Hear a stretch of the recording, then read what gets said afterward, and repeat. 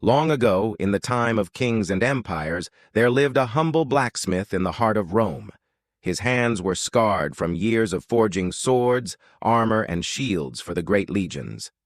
Though poor, he took pride in his work, and his only true treasure was his son, Marcus, a strong young man with a noble heart. When Marcus reached manhood, his skill and courage caught the attention of the imperial recruiters. Against his father's pleas, the boy was taken into the army. Though it broke the blacksmith's heart to see his son leave, he whispered, "Forge your fate as I forge steel, with fire and strength." Marcus quickly proved himself in battle. He was fearless, his sword cutting through enemies like lightning. Soldiers spoke of his bravery, generals praised his skill, and soon he became known as one of the emperor's finest young warriors. But fate has a way of turning steel into something more dangerous than any weapon. One evening, after a victory parade, Marcus's eyes fell upon the princess, the emperor's daughter. She was radiant, her beauty brighter than the torches of the city. Marcus felt a fire ignite within him, stronger than any battlefield glory. And though she, too, looked upon him with secret admiration, their love was forbidden. The emperor soon heard whispers of their glances. His pride boiled with rage. "How dare a blacksmith's son dream of my daughter?" he spat. To rid himself of this insolence, he devised a cruel plan. He sent Marcus into a hopeless battle, a mission meant for certain death. But death did not claim him. Against impossible odds, Marcus returned alive, bloodied, wounded, but unbroken. The soldiers cheered his survival, yet the emperor's anger deepened. If war could not kill him, perhaps treachery could.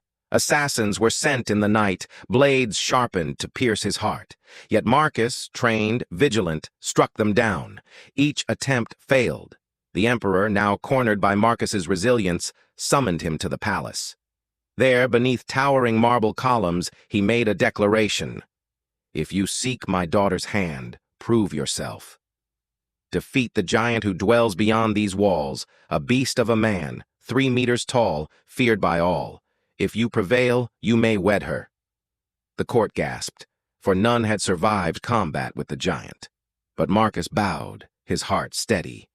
He entered the arena where the monstrous figure awaited. The ground shook beneath its steps, each swing of its club like thunder. Yet Marcus fought with all the fire his father's words had left him. He ducked, he struck, he endured. Hours passed like centuries until at last the giant fell, the arena trembling with its final breath. The crowd erupted. The princess wept with joy. Marcus had done the impossible. He had earned not only victory but love itself. But the emperor's heart was darker than iron. In that very moment he gave the silent order. The king's soldiers, dozens upon dozens, swarmed the arena. Marcus, exhausted but unyielding, raised his sword once more. He cut down many, his strength fueled by love and rage, but the tide was too great. Blades pierced him from every side, his blood soaking the sand where the giant had fallen.